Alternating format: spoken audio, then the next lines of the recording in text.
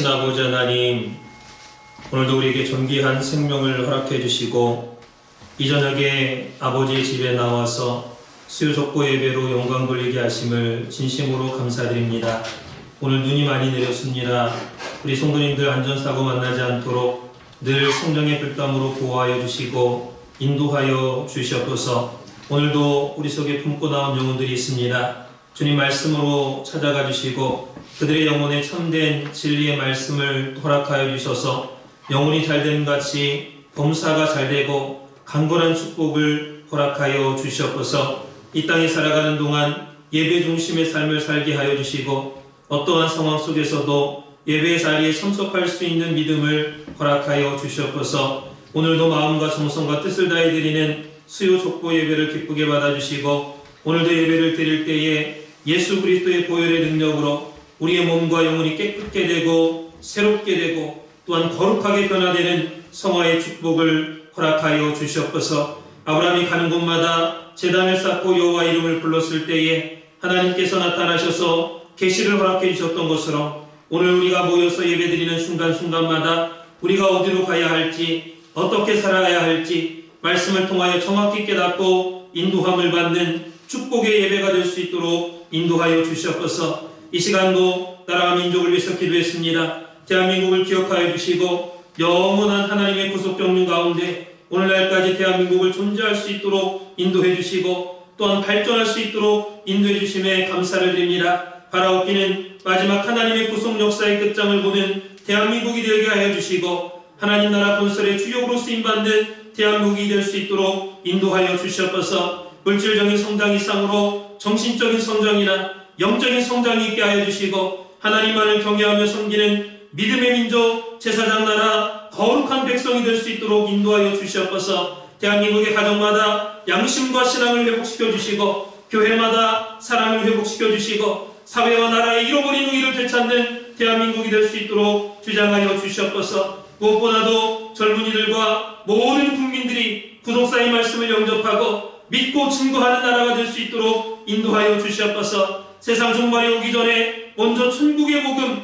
또 구속사의 복음 이 땅 끝까지 전파되고서야 끝이 온다고 말씀하셨사오니 구속사 전파에 목숨을 거는 대한민국이 될 수 있도록 주장하여 주시옵소서. 2019년도에는 캐나다의 구속사 세미나를 통하여서 구속사의 말씀이 전파되기 소원합니다. 아버지께서 모든 환경과 상황과 때를 주장하여 주셔서 반드시 성공적으로 세미나가 개최될 수 있도록 역사하여 주시옵소서. 평강제일교회와 모든 국내의 말씀의 교회들 기억하여 주시고 구독사의 말씀을 들고 나가는 교회들마다 먼저는 교회 안에 말씀의 부흥이 있게 하여 주시고 모든 어둠과 환란을 뚫고 더욱더 든든히 서가는 역사만 있도록 주장하여 주시옵소서. 교회마다 많은 어려움이 있습니다. 우리의 기도를 들으시는 주님, 각 교회마다 간절한 믿음의 기도와 또한 눈물의 기도를 통찰하여 주시고 모든 문제가 해결받는 정통의 역사가 있도록 주장하여 주시옵소서. 우리 캐나다 단소망교회를 기억하여 주시고 토론토 옥빌 지역에 귀한 예수님의 핏값으로 말씀의 제단을 세워주심을 감사드립니다.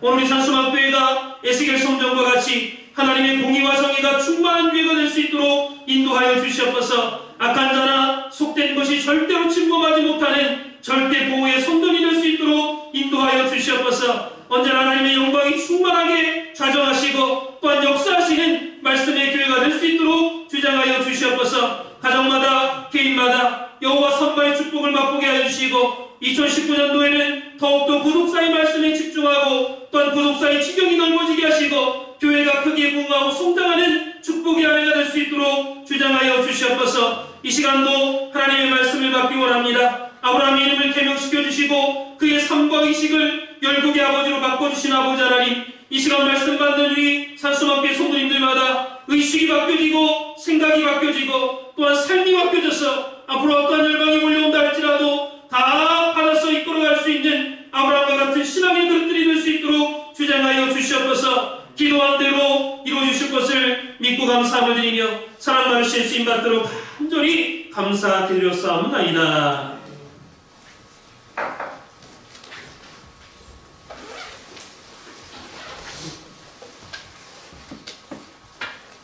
함께 은혜 받은 생명강 시간 창세기 17장 5절 6절 말씀드리겠습니다. 역사는 창세기서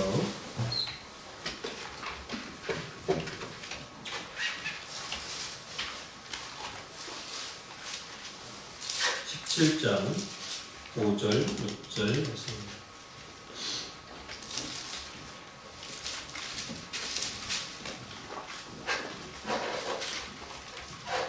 자신적으로 제가 대표로 공독하겠습니다. 창세기 17장 5절 말씀.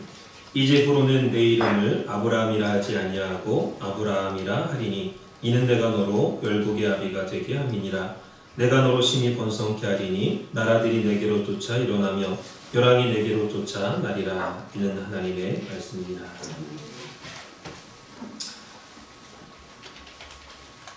자, 오늘 함께 은혜 받을 말씀의 제목은 10대 명령 가운데 5번째 계명하라.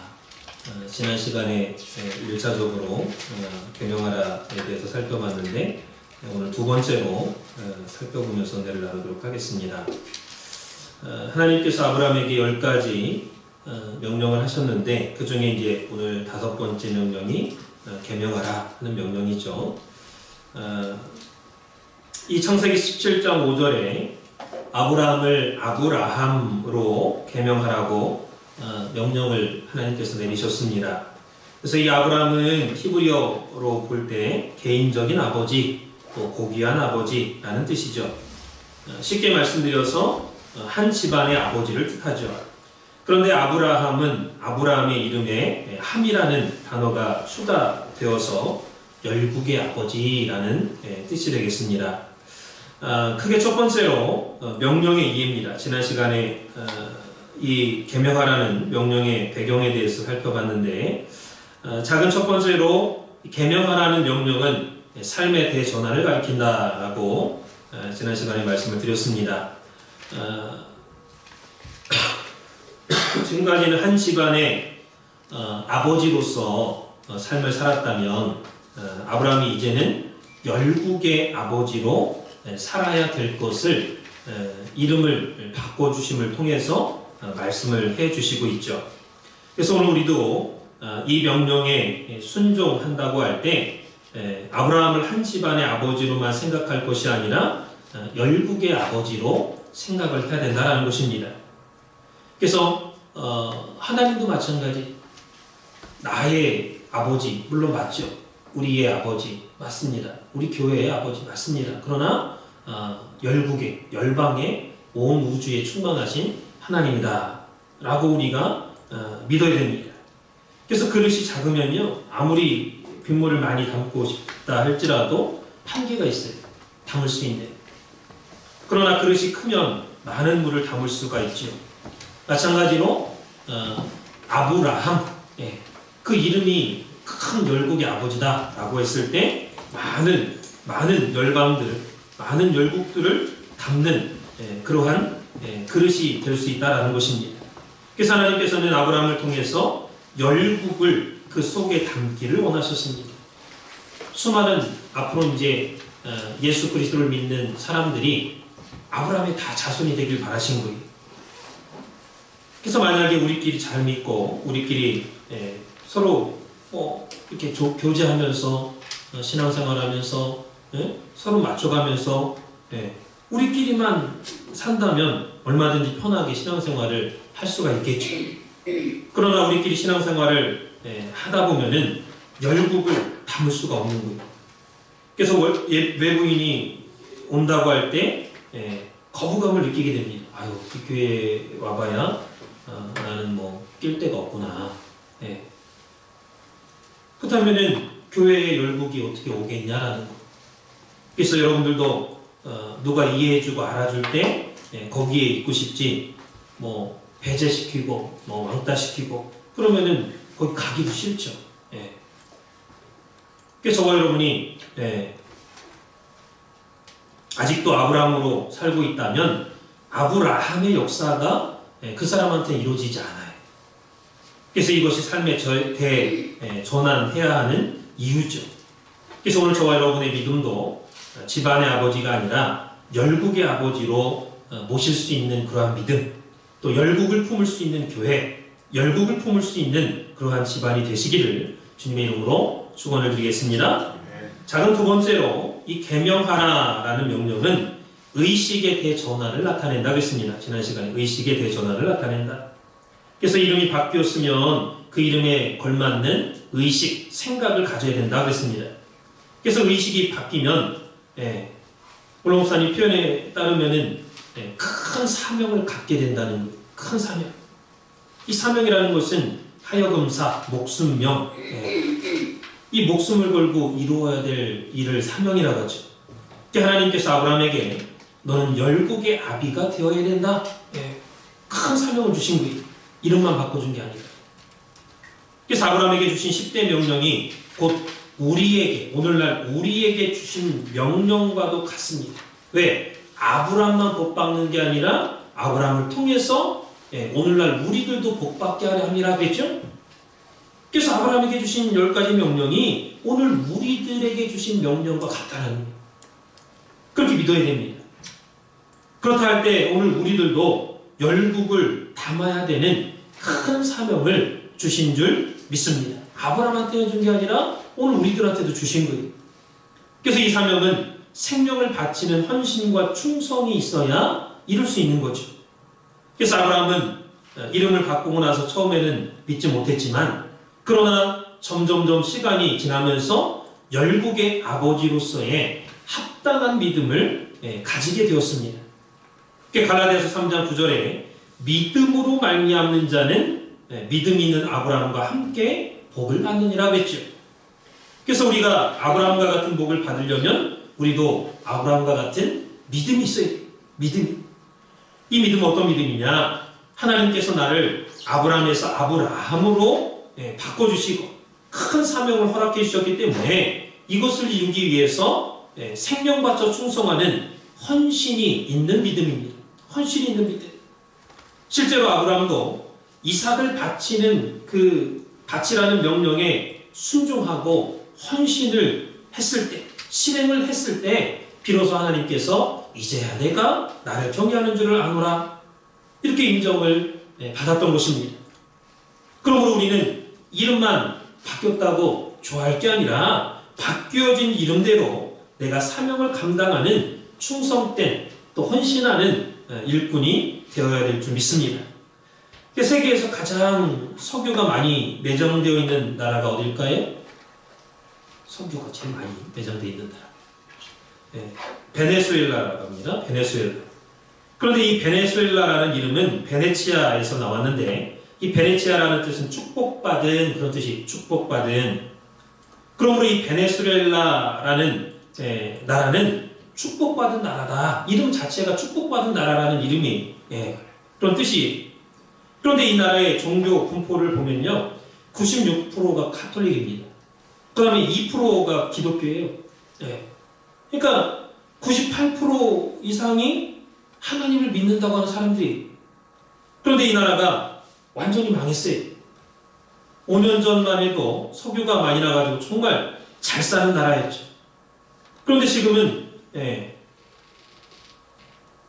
완전히 망해가지고 약 300만 명이 난민이 돼가지고 다른 나라로 떠나고 있어요. 왜 그러냐? 인플레이 현상이 심해가지고 물가가 100만 배가 오른 거예요. 100만 배가. 그 인플레이 현상이 뭐냐? 화폐 가치가 하락해가지고 전반적인 물가 수준이 지나치게 상승하는 경제 현상을 인플레이라고 하지. 그 이제 예전에 예를 들어서 1원을 주고 물건 샀다면 지금은 100만 원을 줘야 그 물건을 사는 거예요. 1원짜리 물건. 쉽게 예를 들어서 바나나 사는데 라면 종이박스에 그냥 하나 담아야 그 바나나 하나 살 정도로 물가가 엄청 올라버린 거죠. 돈의 가치는 떨어지고. 그럼 뭐 도저히 살 수가 없어요. 그냥 다 떠나는 거예요. 5년 전만 해도 잘 살던 나라가 갑자기 망한 거, 갑자기. 그 왜 원인이 뭐냐? 파퓰리즘 때문입니다. 이게 뭐냐? 정부나 정치가들이 자기들의 정권을 얻기 위해서, 인기를 얻기 위해서 국민들에게 복지 혜택을 무작위로 뿌렸어요. 무작위로. 집도 무상으로 나눠주고, 돈도 무상으로 나눠주고, 그냥 무상급식, 무상배급, 무조건 막 나눠주는 거예요. 석유가 1배럴에 $100 할 때는 잘 살았죠. $40까지 떨어지니까 경제가 막 흔들리고 무너지는 거예요. 정말 좋은 이름을 가진 나라였고 좋은 이름대로 석유가 가장 많이 매장된 축복을 받은 나라였지만은 땀을 흘리지 않고 눈물을 흘리지 않고 열심히 일하지 않고 공짜로 나눠주고 공짜로 받아먹기만 을 좋아하다가 망해버렸습니다. 남미의 아르헨티나도 마찬가지 망해가고 있어요. 그래서 여러분들도 공짜의식을 버려요. 공짜의식을. 하나님께서는 일하기 싫은 자 먹지도 말라고 했습니다. 열심히 아담 타락한 이후에 일을 통해서 회복할 수 있게끔 하나님이 창조 원리가 그래요. 우리를 창조하신 원리가. 그래서 남한테 손 벌리고 얻어먹으려고만 하는 사람은요, 성공할 수가 없어요. 날마다 그냥 빌어먹고 얻어먹고 그냥 얻어먹기만 하는 거예요. 그러니까 성공하는 사람은 땀을 흘리고 피를 흘리고 눈물을 흘리고 이 세 가지를 흘려야 돼. 그래 성공할 수 있는 거예요. 오늘 우리들도 아브라함의 축복을 받았지만은 내가 믿음으로 열심히 살아야 믿음 있는 아브라함과 함께 복을 받을 수가 있다라는 것입니다. 그러므로 믿음을 절대로 떠나서는 안 돼. 뭘 하든지 믿음으로 해야 돼. 성도는 믿음으로 해야 돼. 생각을 해도 어떤 걸 바라봐도 어떤 일을 해도 믿음으로. 그래서 오늘 우리도 우리의 이름을 바꿔주셨음에 감사하고 그냥 아브라함이 아브라함으로 바뀐 것이 아브라함 얘기가 아니라 곧 나의 이름을 바꿔준 거나 마찬가지다 그랬어요. 아브라함에게 하신 명령이 나에게 하신 명령이다 그랬습니다. 그렇다면 우리의 이름을 바꿔주셨음에 그냥 감사할 게 아니라 바뀌어진 이름대로 내가 복을 받으려면 끝까지 믿고 하나님 나한테 축복의 말씀을 주셨구나. 내가 믿고 내가 믿음으로 살아야 된다. 그 말. 복을 받기 위해서. 행함이 없는 믿음은 죽은 믿음이라고 했죠. 아브라함도 이삭을 바치라 했을 때 하나님께서 명령하실 때 행함으로 의롭다고 인정을 받았던 것입니다. 그래서 오늘 저와 여러분이 이렇게 하나님 앞에 큰 복을 받았다라는 것을 구독사 시리즈 10권에 나오는 말씀을 통해서 오늘 우리가 그것을 믿고 깨닫고 더 땀을 흘리고 피를 흘리고 눈물을 흘리면서 믿음으로 열심히 사는 가운데 그 축복이 끊어지지 않고 계속해서 솟아나는 그러한 개인과 가정이 되시기를 주님의 이름으로 축원을 드리겠습니다. 그게 두 번째로 이 다섯 번째 명령의 내용입니다. 다섯 번째 명령의 내용, 계명하라라는 내용.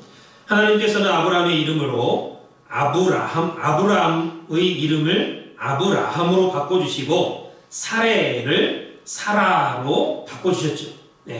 창세기 17장 5절에 그리고 6절에 바뀌어진 이름에 대한 축복을 말씀해주고 있습니다. 내가 너로 심히 번성케 하리라. 또 열왕과 열국이 다 아브라함을 통해서 나리라 그랬습니다. 사라에게도 이름을 바꿔주신 다음에 16절에서 내가 너로 열국의 어미가 되게 하겠다 그랬습니다. 이런 하나님의 약속은 반드시 성취가 되는 것이죠. 그 어떻게 성취됐느냐? 작은 첫 번째로 혈통적인 성취를 한번 보겠습니다. 혈통적인 성취. 이 아브라함을 통해서 많은 후손들, 많은 사람들이 태어났는데 이 아브라함의 후손 중에 가장 대표적인 후손이 누가 있습니까? 이삭이 있죠. 그 다음에 이스마엘이 있습니다.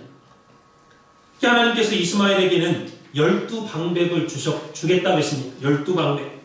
이 사람들이 오늘날 아랍 족속이 된 거예요. 아랍 족속. 그 수많은 아랍 족속이에요. 12방백이 아랍 족속이 된 거예요. 그래서 아브라함으로 이름을 바꿔주신 다음에 너를 통해서 열국이 나온다고 했습니다. 열국이. 아브라함을 통해서 열왕이 나온다고 했습니다. 열국의 각 나라의 왕이 나온다는 거예요. 아브라함을 통해서. 이 말씀을 성취시켜 주신 거지. 그래서 이 말씀이 창세기 25장 12절에서 16절에 나와 있죠. 그리고 이삭에게는 아들 야곱을 주셨습니다. 에서와 야곱. 그래서 이 야곱을 통해서 다시 12아들이 태어나죠. 이 12아들이 바로 이스라엘의 12지파를 이룹니다. 그래서 이 사람들이 오늘날 이스라엘의 유대인들이 되었죠. 이스라엘 나라 전체가 됐어요. 창세기 25장 26절이죠. 또 아브라함은 사라가 죽고 나서 그두라라는 첩을 얻습니다. 그 그두라를 통해서 6명의 아들들을 낳았는데 이 사람들이 나중에 아람 족속이 되고 아라비아 족속이 됩니다. 아람 족속과 아라비아 족속이 돼요. 이 그두라의 후손들이. 이 말씀이 창세기 25장 1절에서 4절에 나와 있죠. 그리고 아브라함의 손자 중에 에서가 있습니다. 에서와 야곱. 근데 이 에서를 통해서 에돔 족속이 나오죠. 그래서 이 말씀이 창세기 25장 25절에 기록되어 있습니다. 이렇게 하나님이 아브라함을 아브라함으로 이름을 바꿔주시면서 내가 너를 번성케 하고 많은 나라들이 너로부터 나올 것이다. 또 열왕들이 너로부터 나올 것이다. 라고 하신 말씀이 실제로 혈통적인 자손을 통해서 성취가 되었다라는 것입니다. 작은 두 번째로 영적인 자손들을 통해서 성취가 되었습니다. 영적인 자손들을 통해서 성취가 됐다. 이렇게 혈통적인 자식들도 많아졌지만은 더 중요한 것은 하나님께서는 혈통을 초월해서 누구든지 예수를 믿으면 아브라함의 자손이 되게 하겠다고 했습니다. 이 말씀이 갈라디아서 3장 7절과 29절에 말씀하고 있죠. 그래서 오늘 우리도 예수님을 믿고 아브라함의 자손이 되었다는 것을 믿으시기 바랍니다. 우리가 혈통적으로 아브라함과 아무 상관이 없지만 예수를 믿으면 최종적으로 아브라함의 후손이 되었다라는 것. 그래서 사라가 본래는 우리와 아무런 상관이 없는 사람이지만 하나님의 말씀을 통해서 볼 때는 약속의 자녀들한테는 어머니예요, 어머니. 아브라함의 아버지니까 사라는 믿음의 어머니가 되는 거죠. 그래서 우리는 하나님의 약속의 자녀들이죠. 이미 하나님이 약속하신 대로 이 땅에 태어난 거예요. 그게 성령으로 거듭난 사람들입니다. 그래서 우리는 사라가 우리의 영적인 어머니다. 아브라함이 영적인 아버지고. 그 말씀이 갈라디아서 4장 31절에서 33절에 기록이 되어 있습니다. 다 같이 갈라디아서 4장 31절 말씀을 읽어보도록 하겠습니다.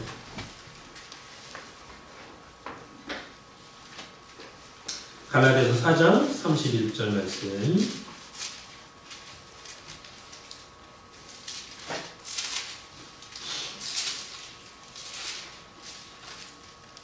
찾으셨습니까? 한 목소리로 읽어보겠습니다. 시작. 그런즉 형제들아 우리는 계집종의 자녀가 아니요 자유하는 여자의 자녀니라. 여기 자유하는 여자, 이 사람이 바로 사라를 나타내는 말이죠. 그리고 갈라디아서 4장 23절 그 전이죠. 31절 전에 23절 말씀도 읽어보도록 하겠습니다. 23절 시작. 계집종에게서는 육체를 따라 낳고 자유하는 여자에게서는 약속으로 말미암았느니라. 그래서 우리는 하나님의 약속으로 말미암은 자녀고 또 성령으로 거듭난 믿음의 자녀이기 때문에 영적으로 아브라함이 아버지고 사라가 어머니인 줄 믿습니다. 그런데 아브라함의 자손, 사라의 자손이 앞으로 엄청나게 많아지게 된다는 거예요. 그리고 우리는 그 아브라함의 자손을 다 불러 모으는 도구로 하나님 앞에 쓰임을 받아야 된다는 것입니다. 여러분, 큰 돌멩이를 물에 던지면은 어떻게 되겠습니까? 가라앉죠. 그럼 조그만 돌멩이 던지면 어떻게 될까요? 역시 가라앉아요. 역시.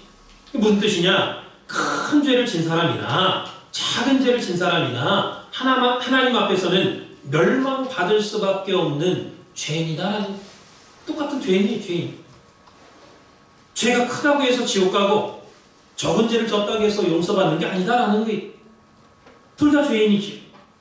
큰 죄를 지은 사람이나 작은 죄를 지은 사람이나 하나님께서 보실 때는 죄인은 마찬가지라는 거예요. 이 말씀을 반대로 생각을 해보시기 바랍니다. 어떤 사람은 나같이 잘 믿는 사람이 있으면 나오라고 해라 하면서 자기가 최고로 잘 믿는다고 자랑을 하는 사람도 있지. 또 어떤 사람은 너무 믿음이 없어가지고 나 같은 사람이 뭘 믿나, 응? 낙심하고 그런 사람이 있어요. 그런데 우리가 천국에 들어갔다라고 생각할 때, 야, 역시 내가 생각한 게 맞구나, 내가 이 땅에서 제일 잘 믿었구나, 이렇게 큰 소리 칠 사람 있습니까? 천국에 가면요, 천국의 그 영광의 세계, 그 영광이 얼마나 크고 장엄한지, 내가 이 땅에서 믿었던 거는 성경의 일부, 지극히 일부분만 알고 믿었구나. 이거, 하나님 성경에 대해서, 천국에 대해서 너희들이 알지도 못하고 감히 생각지도 못한 세계를 내가 준비하겠다 그랬거든요. 예레미야서에 보면 33장에. 그러니까 우리가 말씀을 통해서 안다고 하고 지식적으로는 안다고 하고 믿는다고 하지만 감히 생각도 못한 세계예요. 내가 믿음의 세계가 뭐 이렇게 딱 한정이 있고 끝이 있으면 얼마나 좋겠어요? 뭐 수학처럼 탁탁탁 떨어지고, 잘 믿으면 몇 점 이렇게 점수가 나오고, 그럼 얼마나 좋겠어요? 그럼 믿음의 세계는 그렇지 않죠. 끝이 없는 세계. 이 땅에서 아무리 잘 믿는다 할지라도 자랑할 사람이 없습니다. 그러므로 잘 믿는 사람이나 잘 못 믿는 사람이나 하나님 보실 때는 거기서 거기에요. 우리 인간들이 판단할 때는 그래도 내가 좀 낫지, 내가 좀 잘 믿지, 자기가 생각할 때 그렇죠. 그러나 중요한 것은 예수님은 지금 당장은 못 믿는다 할지라도 앞으로 잘 믿을 것을 보시고 끝까지 못 믿는 제자들을 데리고 다녔어요. 일어나라, 함께 가자. 너 그렇게 그냥 기도 좀 해달라고 했는데 또 줬냐? 한식도 또 깨있을 수 없느냐? 계속 주라, 계속. 야, 됐다, 그만. 일어나라, 함께 가자. 끝까지 데리고 다니셨어요. 요한복음 13장 1절 보니까 예수님께서 자기 백성을 사랑하시되 끝까지 사랑하시니라 했습니다. 끝까지 사랑하시니라. 겟세마네 동산에서 로마 군병들과 대제사장들의 하속들이 횃불과 검과 몽치를 들고 강도 잡는 것처럼, 강도 때 잡을 때 막 그냥 검 들고 막 몽치 들고 쫓아가잖아요. 예수님 무슨 강도인 것처럼, 도둑인 것처럼, 나라의 큰 아주 그냥 도둑인 것처럼 들고 왔어요. 횃불 들고 밤중에 12시 넘어서. 그러니까 생명의 위협을 느꼈죠. 12제다가 한 놈도 안 남겨놓고 다 도망갔어요. 예수가 누구요 할 때 네로다 다 엎드려졌죠. 군병들이 막 엎드려졌습니다. 놀래가지고 내가 예수니까 나만 잡아가고 내 제자들은 보내줘라. 제자들 보내주라고 했을 때 제자들은 왕창 다 도망갔어요. 다. 그런데도 예수님은 그 제자들을 사랑했습니다. 나중에 부활을 체험하고 성령을 체험하고 11제자 전부 다 바뀌어져가지고 복음을 증거하다가 순교할 수 있는 순교자들로 봤습니다. 실제로 예수님의 믿음대로 11제자가 다 순교를 당했죠. 예수님께서는 지금 당장은 못 믿는다 할지라도 못 믿는 것을 보는 것이 아니라 앞으로 잘 믿을 걸 보시고 끝까지 사랑하시고 끝까지 데리고 다니셨다라는 것입니다. 우리도 마찬가지입니다. 교회에서 말씀을 피우고 못 믿는 사람이 있다 할지라도 내 자녀 가운데에도 나보다 못 믿어. 나보다. 부모보다 좀 잘 믿으면 좋겠는데 부모보다도 못 믿어. 그렇다 할지라도 끝까지 사랑하고 또 품고 가야 되겠죠. 왜? 못 믿는다고 해봐야 거기서 거기. 잘 믿는다고 해봐야 거기서 거기. 그렇다고 열심히 하지 말라는 얘기가 아니라 하나님 보실 때 그렇다 그 말이에요. 그래서 우리는 믿음 안에서 한 가족이죠. 말씀 안에서 한 가족입니다. 육신의 혈통적인 가족보다 말씀 안에서 만난 가족이 더 사랑스럽고 더 진한 가족입니다. 그래서 형제자매라고 불러요. 주 안에서는 형제자매. 이게 가족적인 가족이 아니라 가족은 적이 아니죠. 그 의견이 맞지 않을 때도 있고 싸울 때도 있어. 그러나 적은 아니에요. 가족은 적은 아닙니다. 끝까지 같이 갈 사람이죠. 그래서 우리는 말씀을 대적하는 사람들이 적이지 우리 가족이 적이 아니에요. 우리 원수, 사단박이, 보이지 않는 악한 영들, 정사, 공중의 권세 잡은 자, 그런 자들과 대적하고 싸워야지 가족들하고 싸우면 안 돼. 그래서 누가복음 15장에 보면은 집을 나갔던 탕자가 돌아오죠. 다 막 아버지도 기뻐하고 종들도 기뻐하고 다 기뻐하는데 한 사람만 기뻐하지 않아. 그게 누굽니까? 형. 탕자의 형이 안 기뻐해. 예. 왜 안 기뻐했습니까? 아휴, 저놈 새끼 저거. 응? 아버지 속만 썩이고, 응? 재산만 탕진하고, 이 새끼. 응? 좀 못된 놈 새끼 저거. 그놈이 들어와가지고 다 내 재산인데 저놈한테 떼어줘야 돼. 저놈한테 떼어줘야 돼. 싫어. 예, 떼어주기가. 그러나 우리는 이 집안의 탕자와 같이 돼서는 안 되겠죠. 집 밖으로 나간 탕자보다 집 안에 열심히 믿는 것 같은 그 큰 형, 열심히 신앙생활 하는 것 같은 그 큰 형이 더 문제가 많은 탕자였어요. 그래서 자기가 제일 의롭다고 생각한 나머지 다른 사람은 보이지 않아. 자기 동생은 사람 취급으로도 안 해. 그런 사람이 되면 안 됩니다. 그래서 저와 여러분이 아브라함의 자손이라고 할 때 그 아브라함이라는 이름처럼 열국을 담을 수 있는 넓은 마음과 넓은 비전을 가지시기 바랍니다. 그럴 때 하나님 앞에 복을 받게 된다라는 것. 이게 분명히 하나님께서 아브라함에게 히브리서 6장 14절에 보면 내가 반드시 너를 복주고 복주며 너를 번성케 하고 번성케 하리라 이렇게 말씀하고 있죠. 약속하고 있죠. 그래서 이 말씀대로 혈통적으로나 영적으로나 하나님께서 번성케 해주시고 복을 주셨다라는 것. 하나님의 말씀은 반드시 이루어진다라는 것입니다. 그래서 같이 가야 돼. 천국 세계는 같이 가는 세계입니다. 나 혼자만 잘 믿고 나 혼자만 천국 가겠다. 1등으로 천국 가봤자 하나님이 왜 너 혼자 왔냐? 왜 너 혼자 왔냐? 네 동생 어딨냐? 물어보신다는 거예요. 그러니까 이게 뭐 100m 달리기처럼 무슨 먼저 들어가야 상 주고 그런 게 아니잖아요. 신앙생활. 근데 마치 그런 것처럼 오해를 하고 잘못 생각을 해서 이렇게 실수하는 그러한 경우가 있죠. 그래서 하나님의 말씀은 반드시 이루어진다라고 할 때 저와 여러분이 우리 산소망교회가 열국을 담을 수 있는 그러한 성도, 그러한 교회가 되시기를 주님의 이름으로 축원을 드리겠습니다.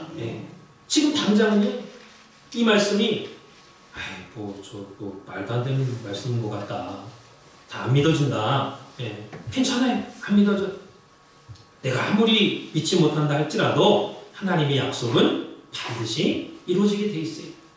그래서 내가 그 이루어지는 말씀만을 붙잡고 가면요, 말씀은 이루어지게 돼 있기 때문에 이루어지는 거예요. 근데 말씀을 붙잡느냐 안 붙잡느냐 그 차이입니다. 내가 말씀을 붙잡으면 말씀이 이루어지는 편에 서는 거고 믿는 자의 편에 서는 거고, 말씀 붙잡지 않고 저거 이루어지겠어. 안 붙잡으면은 그냥 못 믿는 불신의 자리에 그냥 서게 되는 거죠. 그 책임은 자기한테 있는 거예요. 그래서 저와 여러분이 믿지 못하는 현재의 나의 모습을 보지 마시고 하나님의 약속만을 붙잡고 믿음으로 전진하고 승리하시기를 주님의 이름으로 다시 한번 축원함을 드리겠습니다. 크게 세 번째로 이 계명하라라는 명령의 종말적인 의미에 대해서 살펴보고 말씀을 마치겠습니다. 계명하라라는 명령의 종말적인 의미. 하나님께서 아브라함에게 새 이름을 주셨는데 이것은 종말의 성도에게도 새 이름이 주어질 것을 나타내주고 있는 말씀입니다. 이사야 62장 2절 보니까 열방이 내 공의를 열왕이 다 내 영광을 볼 것이요 너는 여호와의 입으로 정하실 새 이름으로 일컬음이 될 것이며 그랬습니다. 그래서 하나님이 우리에게도 새 이름을 주신다는 거예요. 그렇다면 누가 새 이름을 받을 수 있느냐? 작은 첫 번째로 이기는 자가 받는다 그랬죠. 이기는 자가 받는다. 그래서 여러분은 여러분의 이름에 만족을 하고 살아가십니까? 이 땅에 살아가는 많은 사람들은요, 자기 이름에 만족하는 사람도 있지만 만족하지 못하는 경우도 많아요. 그런데 하나님께서 중요한 것은 앞으로 우리에게 새 이름을 주시겠다, 이렇게 말씀하고 있습니다. 그것도 하나님의 새 이름, 예수님의 새 이름을 주겠다 그랬어요. 다 같이 요한계시록 3장 12절 말씀을 읽어보도록 하겠습니다. 요한계시록 3장 12절 말씀.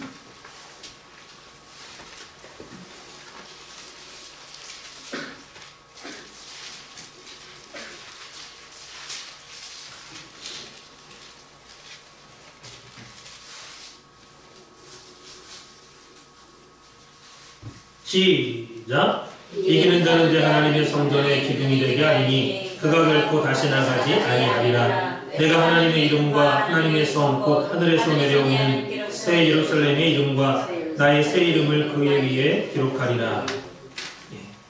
이 하나님의 새 이름을 누구한테 준다고요? 이기는 자한테. 다 같이 요한계시록 2장 17절 말씀 한번 읽도록 하겠습니다. 요한계시록 2장 17절.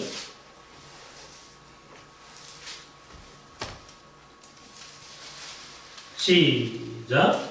귀 있는 자는 성령이 그에 들게 하시는 말씀을 들을지어다. 이기는 그에게는 내가 감추었던 만나를 주고 또 흰돌을 줄 터인데 그 돌 위에 새 이름을 기록하는 것이 있나니 받는 자밖에는 그 이름을 알 사람이 없느니라. 우리가 새 이름을 받는데 그것은 우리 각자의 현재 이름에서 단지 다른 이름으로 바꿔준다는 말씀이 아닙니다. 그런 말씀이 아니라 예수님의 새 이름, 하나님의 새 이름을 우리에게 주겠다라는 말씀이에요. 그러면 전체가 새 이름으로 바뀌는데 각자 똑같은 이름이 되는 거죠. 왜? 주님의 새 이름을 각자 기록해 주신다고 했으니까 다 같은 새 이름을 받는 거예요. 그래서 오늘 목사님은 우리에게 늘 세 가지를 강조를 하셨죠. 첫 번째는 자기 자신을 이기고, 두 번째 세상을 이기고, 세 번째 죄악을 이겨야 된다. 이렇게 말씀하셨어요. 그게 조금 더 자자. 이 자고 싶은 내 자신의 어떤 유혹을 이겨야 된다라는 거. 좀 더 놀자 하는 세상의 유혹을 이겨야죠. 괜찮아, 한번 해봐. 죄악의 유혹을 이겨야 된다는 거예요. 그래서 이기는 자에게 주님의 새 이름이 주어진다. 근데 지는 사람은요, 끝이에요. 지는 사람은 종이라겠죠. 죄에게 지면은 죄의 종이 된다. 그 맨날 이제 너 죄 졌잖아, 너 죄인이잖아, 너 이런 죄 졌잖아. 죄가 큰 소리시네. 죄로 그냥 우리를 옴싹달딱 못하게 올가면 너 죄인이잖아. 차단이 가. 그래서 지면은 종이 되기 때문에 이기는 자에게 새 이름 주겠다 그랬습니다. 자, 그럼 두 번째로 새 이름은 하나가 된 이름이죠. 하나가 된 이름이다. 자, 다 같이 요한계시록 22장 3절, 4절 말씀 읽어보도록 하겠습니다. 요한계시록 마지막 장이죠. 22장 3절, 4절.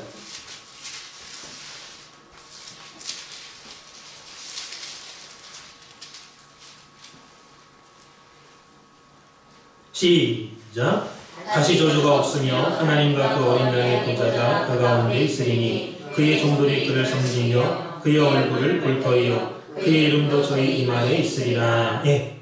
여기 하나님과 그 어린 양의 보좌라는 말씀이 있죠. 이게 하나님과 그 어린 양이라고 했기 때문에 문법적으로 볼 때는 복수죠. 복수. 두 개니까. 그리고 당연히 보좌도 복수가 나와야 되는데, 근데 헬라어 원어를 보면요, 보좌가 단수로 기록되고 있습니다. 단수. 문법적으로 안 맞죠. 그러나 구속사적으로는 맞습니다. 아주 신비한 하나님의 섭리죠. 헬라어로 드로노스는 보좌고, 투 데우 하나님의 그런 뜻이고, 카이 그리고 투 아르니온의 소유격이죠. 아르니우. 그래서 하나님과 그 어린 양의 보좌는 이렇게 단수형으로 사용되고 있는 걸 볼 수 있습니다. 이것이 요한계시록 22장 3절 말씀이에요. 그래서 이 말씀은 하나님과 어린 양 두 분인 것 같은데 한 보좌에 앉아 계시는 한 분이라는 거예요. 하나님이나 어린 양이나 똑같은 분이라는 거예요. 네. 그래서 요한계시록 22장 4절에 하나님의 이름이 하나님의 종들의 이마에 있다 그랬습니다. 그래서 오늘 우리들도 하나님의 종들이 돼서 우리 이마에 하나님의 이름과 어린 양의 이름이 있어야 된다는 거, 새겨져야 된다는 거. 그러면 문법적으로는 이름이 두 개가 있는 것처럼 보이지만은 하나님과 어린 양 둘이 합쳐서 하나의 새로운 이름이 쓰여지는 거예요. 그 요한계시록 22장 4절에 그의 이름, 헬라어로 토오노마 단수형이 있었어요. 단수형. 한 이름을 말하는 거죠. 한 이름. 아버지와 아들이 하나. 성부 하나님과 성자 하나님, 이 동일하신 분이다라는 거. 그래서 새 예루살렘 성에 올라가면은 보좌도 하나고 이름도 하나라는 거죠. 그 타락한 세계에서는 이름이 여러 개인 것처럼 하나님이 말씀을 하고 계시지만은 회복된 천국의 세계에서는 이름이 하나밖에 없어요. 그리고 하나님의 종들에게 주시는 새 이름도 하나의 이름이 똑같아. 하나님의 이름을 다 준다고 했으니까 이마에다가, 종들의 이마에다가. 그 이름은 하나님의 종들에게만 주어진다라는 거. 그래서 오늘 저와 여러분에게 그 하나밖에 없는 이름이 주어진 줄 믿습니다. 그럼 오늘 반드시 우리는 하나님의 종들이 돼요. 하나님의 종들이 되어야 됩니다. 그래서 앞으로 천국에 가면 여러분의 이마에 한 이름만 기록되는 한 이름. 오늘 그 새 이름이 여러분에게 다 기록된다는 것을 믿으시기 바랍니다. 다시 한번 요한계시록 22장 3절 4절 말씀 다시 한번 읽겠습니다. 요한계시록 22장 3절 4절 말씀 시작. 다시 저주가 없으며 하나님과 크고 그냥의 보좌가 그 가운데 있으리니 그의 종들이 그를 섬기며 그의 얼굴을 볼 터이여 그의 이름도 저희 이마에 있으리라. 여기 그의 얼굴, 그의 이름 다 단수입니다. 단수. 언어에 보면 타락한 세계에서는 이름이 여러 개지만 앞으로 그 나라에 가면 이름이 하나밖에 없다라는 것. 그래서 이것이 새 이름인데 이 새 이름이 저와 여러분에게 주어지는 새 이름이다라는 것. 작은 세 번째로 이 새 이름은 하나님의 종들에게 주어진다 그랬죠. 하나님의 종들에게 주어진다. 이렇게 새 이름을 받기 위해서는 우리가 하나님의 종들이 되어야 된다라는 말씀입니다. 요한계시록 14장 1절에 어린 양과 함께 시온산에 섰는데 그 이마에 보니까 어린 양의 이름과 아버지의 이름이 적혀있다 그랬습니다. 그 14만 4천을 요한계시록 7장 3절에서는 하나님의 종들로 표현하고 있죠. 하나님의 종들. 우리 하나님의 종들의 이마에, 우리가 하나님의 종들의 이마에 인치기까지 바람을 잡고 있으라는 거예요. 그러면 하나님의 종들이 돼야 인침을 받게 되고 하나님의 종들이 되어야 한 이름, 새 이름을 받게 된다라는 것입니다. 그러면 하나님의 이름을 받는 사람들은 어떤 사람들이냐? 이 하나님의 종들이라고 했죠? 이 종들은 헬라어 둘로스입니다. 둘로스. 이 둘로스는 두 가지 뜻이 있습니다. 첫 번째는 묶인 자들, 그런 뜻이 묶인 자들. 둘로스, 종이라는 것은 묶여있는 자를 말합니다. 하나님의 종은 하나님께 묶인 자들이죠. 하나님께 묶인 자들. 오늘 우리가 말씀에 종이 되었다라고 한다면 말씀, 하나님의 말씀으로 묶여있는 자들입니다. 하나님의 말씀으로 묶인 자들이. 그렇기 때문에 하나님이 이끄시는 대로 가야겠죠. 이것이 하나님의 종들입니다. 요한계시록 14장 4절에서도 어린 양이 어디로 인도하든지 따라가는 자며 그랬습니다. 저와 여러분이 감사하시기 바랍니다. 왜 그렇습니까? 말씀에 묶여있기 때문에 결국에는 하나님 말씀이 인도하는 대로 가게 돼 있어요. 잘 묶여만 있으면. 결국 우리는 목적지까지, 말씀이 인도하는 그 말씀의 목적지까지 갈 수 있는 사람들이다라는 것을 믿으시기 바랍니다. 하나님의 종만 되면, 하나님의 종들은 묶인 사람들, 뭐에? 말씀에. 말씀에 묶여있기 때문에 말씀이 갈 때 같이 가야 돼. 말씀 앞에 순종해야 돼. 말씀은 말씀이고 나는 나고 그건 하나님의 종이 아니죠. 웃긴 사람이 아니다라는 거. 자, 두 번째는 이 둘로스 종은 무슨 뜻이냐? 두 번째로 하나님의 소유라는 뜻입니다. 하나님 것이다. 여러분도 여러분의 중요한 물건에 이름 써놓잖아요. 이름. 예. 하나님의 종들의 이마에 하나님의 새 이름이 있다는 것은 곧 하나님의 것이다. 하나님의 소유다. 라는 뜻입니다. 이름이 없는 사람은 하나님과 상관없는 사람이에요. 그러므로 반드시 우리 이마에 아버지의 이름이 있어야 돼요. 있어야 돼요. 성령님의 이름이 기록되어 있으면 성령님의 것이 되었다. 그런 뜻이죠. 이사야 43장 1절에 내가 너를 구속하였고 내가 너를 지명하여 부르나니 너는 내 것이라 그랬습니다. 내 것이라. 예. 그래서 우리는 하나님의 것인 줄 믿습니다. 오늘 우리 각자가 하나님의 것이지 우리의 주인, 우리의 창조주가 딴 신이 있는 게 아니에요. 결론적으로 모든 성경의 모든 언약은 언약 공식이 있습니다. 언약 공식이 있어요. 수학에 피타고라스의 공식이 있고 이런 공식이 있잖아요.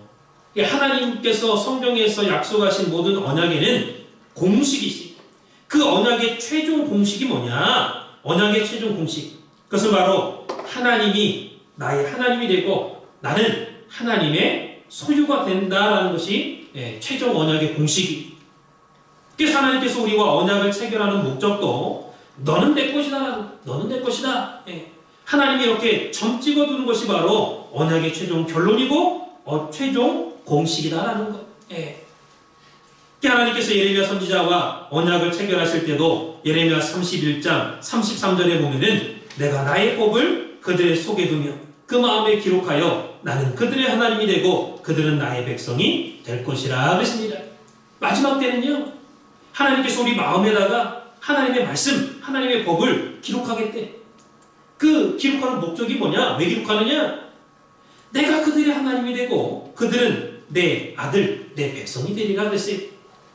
그러니까 언약의 최종 공식, 최종 목표는 하나님이 나의 하나님이 되고 나는 하나님의 백성이, 자녀가 되는 것. 그래서 내가 결국 하나님의 자녀, 소유가 되는 것이 최종 결론이고 최종 공식이다라는 것.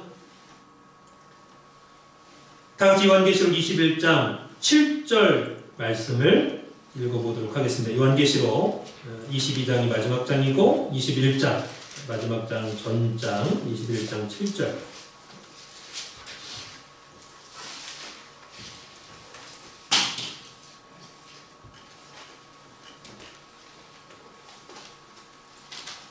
말씀 시작. 이기는 자는 이것들을 유업으로 얻으리라. 나는 저희 하나님이 되고 그는 내 아들이 되리라. 이기는 자는 이것들을 유업으로 얻으리라. 나는 저희 하나님이 되고 그는 내 아들이 되리라. 이렇게 말씀을 하고 있죠. 그래서 이기는 자가 새 이름을 받는다 그랬고 이기는 자가 하나님의 종들이 된다 그랬고 그래서 결론은 나는 그의 하나님이 되고 그는 내 아들이 된다. 하나님의 소유를 선언하고 있는 말씀인 것입니다. 그래서 우리 산소만교회 성도님들 모두가 앞으로 새 예루살렘에 다 들어가서 여러분들 이마에 새 이름이 기록되시기를, 그래야 하나님께서 너는 내 것이라 이렇게 하나님께 인정받는 모두가 되시기를 주님의 이름으로 축원을 드리겠습니다. 기도하겠습니다. 살아계신 아버지 하나님, 오늘도 말씀으로 찾아오셔서 아브라함에게 5번째 계명하라는 명령을 허락해 주시고 아브라함을 아브라함으로, 사례를 사라로 계명시켜 주셔서 한 가정의 아버지가 아니라 열국의 존귀한 아버지로 세워주심을 진심으로 감사를 드립니다. 아브라함에게 하신 말씀이 오늘날 각자 우리에게 하신 말씀인 줄 믿사오니 이제까지 우리가 신앙생활하면서 조그만 개인적인 내 생각을 가지고 신앙생활을 했었다면 이제 아브라함의 계명의 명령을 통해서 우리의 신앙도 우리의 생각도 아브라함과 같이 열국을 향하여 크게 발돋움할 수 있는 존귀한 아브라함의 자손이 될 수 있도록 역사하여 주셨고서 우리에게 맡겨주신 사명이 큰 줄 믿습니다. 그 사명을 감당할 수 있는 믿음과 마음과 또 도량을 허락해 주시고 또 하나님께서 우리의 믿음 연약함을 불쌍히 여겨주시고 예수님이 제자들을 바라볼 때 믿지 못할 것을 본 것이 아니라 앞으로 잘 믿고 뜻을 위해서 순교할 것까지도 믿고 끝까지 달리고 다니고 끝까지 사랑해 주신 것처럼 오늘 우리들도 우리에게 맡겨진 영혼들을 끝까지 믿음으로 보살피고 믿음으로 또한 같이 동행하고 믿음으로 사랑을 베풀어서 하나님 앞에 믿음으로 우뚝 설 수 있는 믿음의 위대한 사람들로 다 만들 수 있도록 축복 내리고 주시옵소서. 우리의 모든 삶 가운데 하나님께서 함께 해주심으로 말미암아 온전하게 하나님 앞에 영광 돌리는 우리 산수만께 성도님들 될 수 있도록 인도해 주시고 붙잡아 주시고 역사해 주실 것을 믿고 감사드리며 사랑 많으신 예수님 받도록 간절히 감사드렸사옵나이다. 아멘. 정말 예수님